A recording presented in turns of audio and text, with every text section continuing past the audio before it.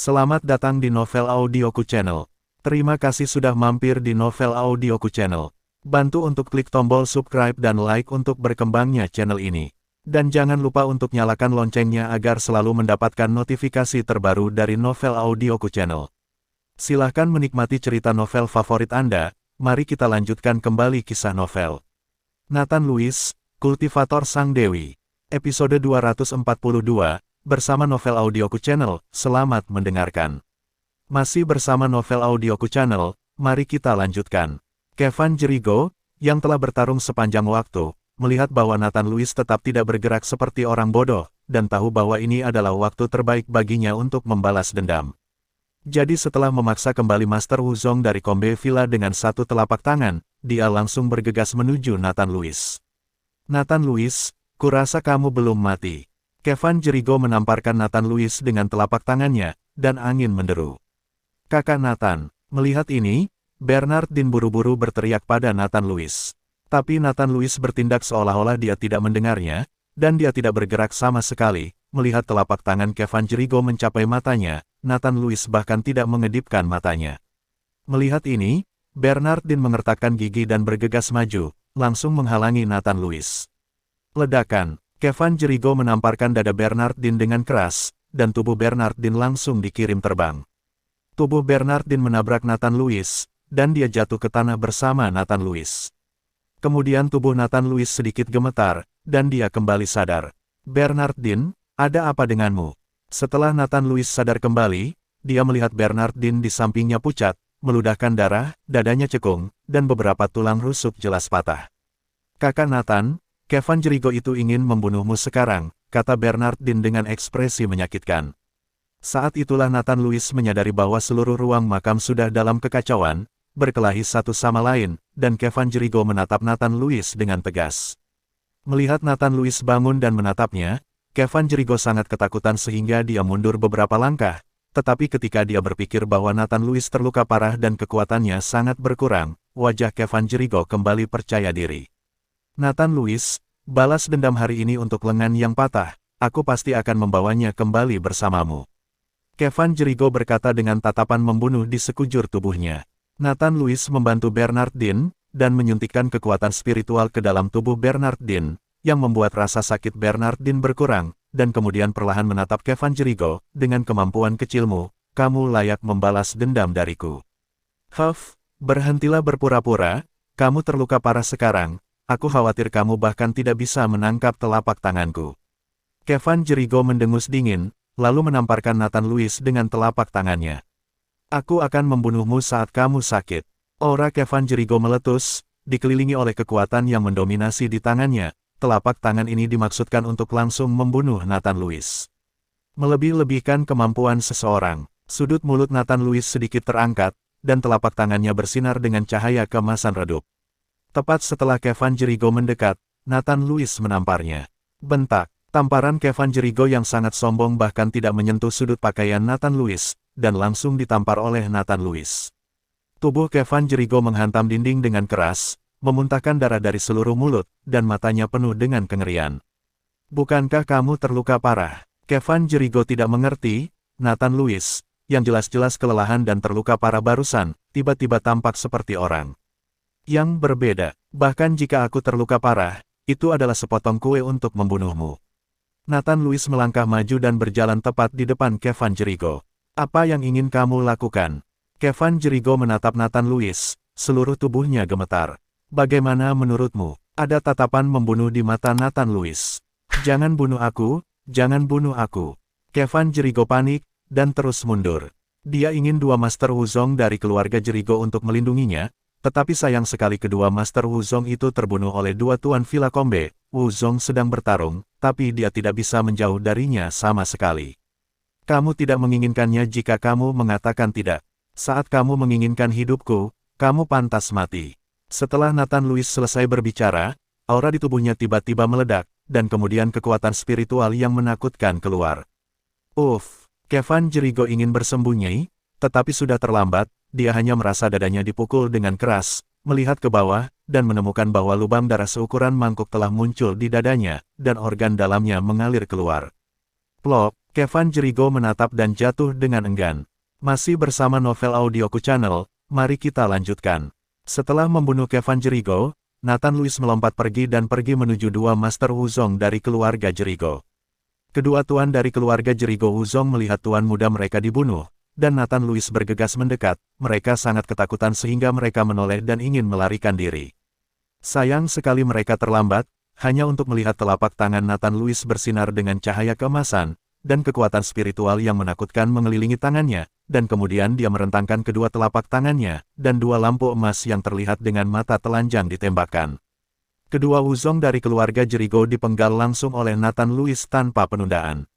Pada saat ini, Edward Roy dan Dalton Ethan telah berpisah. Melihat Kevin Jericho yang dipenggal, ekspresi Edward Roy menjadi sangat jelek. Dia tidak menyangka bahwa Nathan Louis tampaknya telah pulih sepenuhnya dari cedera serius dalam waktu sesingkat itu. Nathan Louis, kamu baik-baik saja.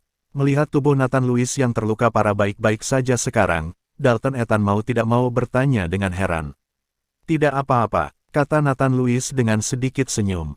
Bagus sekali, cucu ini ingin mengambil lukisan ini saat kamu terluka parah. Kamu berhasil masuk ke makam ini, bagaimana mungkin kamu membiarkan cucu ini memanfaatkannya? Dalton Ethan menunjuk Edward Roy, mengucapkan mulut masing-masing cucu mengutuk. Dalton Ethan, jaga kebersihan mulutmu. Ini adalah ujian dari aliansi seni bela diri kita. Ini ada hubungannya denganmu. Aturan ujian kita seperti ini. Edward Roy memelototi Dalton Ethan dan berteriak keras. Nathan Louis memandang Edward Roy, dan berkata dengan suara dingin, "Oke, karena aturannya seperti ini, aku akan mengambil lukisan itu sekarang." Setelah Nathan Louis selesai berbicara, dia melangkah maju dan melepas 90 peta pegunungan dan sungai 1000 mil. Melihat Nathan Louis melepas lukisan itu, wajah Edward Roy menjadi sangat jelek, tapi sekarang kekuatan mereka jelas bukan tandingan Nathan Louis. Edward Roy tidak menyangka Dalton Ethan akan melanggar aturan dan langsung membantu Nathan Louis. Nathan Louis, sebaiknya kamu menyerahkan lukisan itu kepadaku, jika tidak, akan sangat sulit bagimu untuk keluar dari makam kuno. Edward Roy memandang Nathan Louis dengan kejam, matanya penuh amarah. Jika kamu mampu, datang ke sini dan ambil lukisan itu.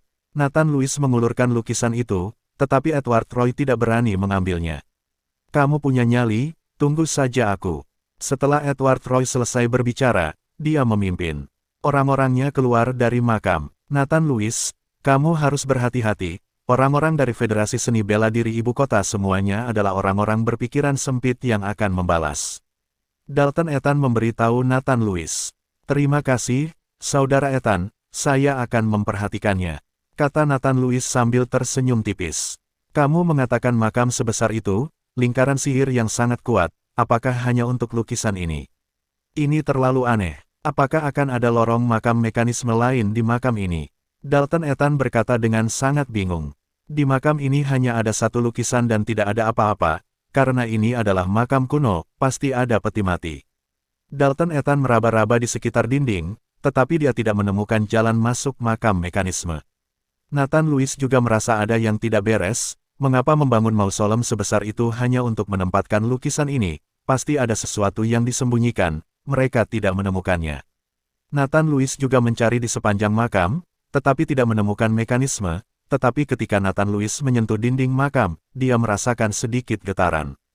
Nathan Louis menempelkan telinganya ke dinding, dan mendengarkan dengan seksama, dia sepertinya mendengar suara air mengalir di belakang dinding. Saudara Ethan, bisakah kamu mendengar suara air mengalir? Nathan Louis bertanya. Suara air mengalir. Dalton Ethan terkejut, dan menempelkan telinganya ke dinding, lalu menggelengkan kepalanya, aku tidak bisa mendengar apa-apa. Nathan Louis sedikit mengernyit. Pendengarannya berbeda dari orang biasa, apa dia mendengar itu normal bagi orang lain untuk tidak mendengar suara itu? Melihat dinding yang terbuat dari batu biru, Nathan Louis tiba-tiba meninjunya. Masih bersama Novel Audioku Channel, mari kita lanjutkan. Boom! Sebuah lubang besar meledak dari dinding yang kokoh, tetapi masih ada batu biru di belakangnya, sepertinya ketebalan dindingnya sangat tebal. Segera setelah itu, Nathan Louis mengepalkan tinjunya dengan erat, dan kekuatan spiritual di dantiannya terus berkumpul di tinjunya. Boom, boom, boom, 3 pukulan berturut-turut, Nathan Louis meninju tanpa syarat. Setelah 3 pukulan ini, sebuah celah tiba-tiba meledak dari dinding yang kokoh, diikuti oleh embusan udara segar dan dingin yang bertiup melalui celah tersebut. Suara gemericik air terdengar jelas, dan bahkan ada cahaya redup yang bersinar. Apakah ada sesuatu di balik makam ini? Dalton Ethan sangat gembira. Nathan Lewis memimpin untuk keluar dari celah, dan hanya setelah dia keluar dari makam dia menemukan bahwa tempat ini ternyata adalah gua alami. Gua itu sangat besar, dan ada sungai bawah tanah yang mengalir perlahan, mengeluarkan suara gemericik air. Di bagian atas goa masih terdapat bintik-bintik cahaya yang masuk sehingga membuat goa tidak gelap. Aku tidak menyangka akan datang ke gunung tanpa menyadarinya. Dalton Ethan melihat ke gua besar itu dan sangat terkejut. Kakak Nathan, lihat ada apa di sana. Pada saat ini, Bernardine buru-buru memanggil Nathan Lewis, mengarahkan jarinya ke arah atas gua. Nathan Lewis melihat ke arah jari Bernardine, dan menemukan bahwa di atas gua, ada 4 kabel baja setebal lengan, menggantung peti mati tembaga, karat tebal. Mungkinkah ini peti mati seorang kaisar? Dalton Ethan melebarkan matanya dan melihat ke peti mati tembaga itu, tapi mengapa kamu meletakkan peti mati itu di sini? Apakah ada harta karun di peti mati itu? Nathan Lewis tidak berbicara, tetapi dengan hati-hati melihat ke peti mati tembaga, dan kemudian melihat situasi di dalam gua, seolah-olah dia memiliki tebakan tertentu di dalam hatinya. Sungai bawah tanah yang berkelok-kelok melewati dasar peti mati tembaga, telah mengalir selama ribuan tahun, jika Anda melihat ke bawah dari udara. Sungai bawah tanah itu seperti naga yang berkelok-kelok, berputar terus-menerus. Aku akan pergi ke peti mati tembaga untuk melihat-lihat. Dalton Ethan tidak tahan godaan, dan ingin naik ke peti mati tembaga untuk melihat apa yang terjadi. Nathan Lewis meraih Dalton Ethan, "Saudara Ethan, kita harus lebih berhati-hati. Aku selalu merasa ada yang aneh di gua ini." Tidak ada apa-apa. Dalton Ethan melihat sekeliling, tetapi tidak ada sama sekali. Tapi tepat ketika Nathan Lewis ingin mengatakan sesuatu, beberapa orang lagi tiba-tiba muncul dari makam di belakang, dan Edward Troy yang sudah pergi. Melihat peti mati tembaga di atas kepalanya, Edward Troy menunjukkan kegembiraan di wajahnya. Benar saja, masih ada hal-hal di balik makam ini. Untungnya, kami tidak pergi. Melihat Edward Troy pergi dan kembali, Dalton Ethan tampak menghina. Jika kamu mau bukan Nathan Lewis, kamu bisa menemukannya di sini. Mereka semua sampah. Kata-kata Dalton Ethan membuat wajah Edward Troy sedikit berubah, tetapi Edward Troy tidak berdebat dengan Dalton Ethan, tetapi diperbaiki tatapannya pada peti mati tembaga. Hanya saja dengan keberadaan Nathan Lewis dan Dalton Ethan, Edward Troy tidak berani naik ke peti mati tembaga untuk memeriksanya dengan mudah. Tepat ketika tidak ada yang berani bertindak gegabah, tiba-tiba terdengar suara langkah kaki dari balik batu besar di gua. Walker Guo memimpin orang keluar. Hahaha, Patriark Walt membuat tebakan yang bagus. Memang ada sesuatu di sini. Walker Guo tertawa gembira sambil melihat gua besar itu. Nathan Lewis dan yang lainnya memandang Walker Guo dan yang lainnya, dan tidak bisa menahan tawa. Dalton Ethan bahkan tersenyum tanpa pura-pura. "Sial, apa yang kalian lakukan orang tua? Kamu bahkan melepas pakaianmu." Walker Guo dan yang lainnya tampak sedikit malu, baju mereka hilang, dan beberapa masih memar. Ketika mereka datang keluar, mereka mengalami banyak kesulitan. Masih bersama Novel Audioku Channel, mari kita lanjutkan. Kata-kata Dalton Ethan membuat orang-orang dari berbagai sekte yang dipimpin oleh Walker Guo melihat ke tempat ini, semuanya dengan amarah di mata mereka. Awalnya, ketika mereka datang ke sini, mereka telah mengalami banyak trik dan senjata tersembunyi, dan mereka sudah sangat tertekan. Sekarang mereka masih diejek oleh Dalton Ethan, sehingga mereka semakin marah. Direktur Guo, melihat penampilan Walker Guo, wajah Edward Troy langsung bahagia. Dengan adanya Walker Guo, dia tidak perlu takut pada Nathan Lewis dan Dalton Ethan. "Tuan Troy, saya tidak berharap Anda menemukan tempat ini. Apakah Anda menemukan harta karun di sepanjang jalan?" Walker Guo bertanya pada Edward Troy. Sepanjang jalan, Walker Guo dan yang lainnya menggunakan senjata tersembunyi dan tidak menemukan harta dan sumber daya. Mereka sangat tertekan. Mendengar pertanyaan Direktur Guo, Edward Troy segera memberitahu Direktur Guo apa yang terjadi. Ketika Direktur Guo mendengar bahwa Nathan Lewis mendapat lukisan gunung dan sungai sepanjang 90.000 mil, dan isi lukisan itu akan berubah secara acak, keserakahan langsung muncul di matanya. "Nathan Lewis, tunjukkan lukisan di tanganmu." Walker Guo berjalan menuju Nathan Lewis, lalu berkata kepada Nathan Lewis dengan nada teratur. "Aku dapat ini, kenapa aku harus menunjukkannya padamu?" Nathan Lewis langsung menolak Walker Guo. Walker Guo tercengang sesaat, dia tidak menyangka Nathan Lewis akan berani membantahnya secara langsung di depan umum, dan langsung berkata dengan marah, "Beraninya kamu tidak mematuhi perintahku? Aku memiliki keputusan akhir dalam persidangan ini, apakah kamu berpikir bahwa jika Anda mendapatkannya, itu milik Anda? Orang lain juga dapat merebut sesuatu dari Anda, selama Anda memiliki kemampuan untuk melindunginya." Begitu, kata-kata Walker Guo jatuh ke tanah, orang-orang dari banyak keluarga bangsawan semua menatap di Nathan Lewis, siap menyerang kapan saja. Dengan begitu banyak orang menatap Nathan Lewis, bahkan jika Nathan Lewis memiliki skill tinggi, akan sulit baginya untuk menahan serangan dari begitu banyak orang. Sebagai Direktur Persatuan Seni Bela Diri, kamu ikut campur dalam persidangan sesuka hati, dan bahkan mengatakan sesuatu tentang menyambar dengan sengaja, dan kamu memberi perintah kepadaku. Kamu pikir kamu siapa? Nathan Lewis sudah melihat bahwa Walker Guo dan Edward Troy ini mengenakan celana panjang, membidik diri mereka sendiri kemana-mana.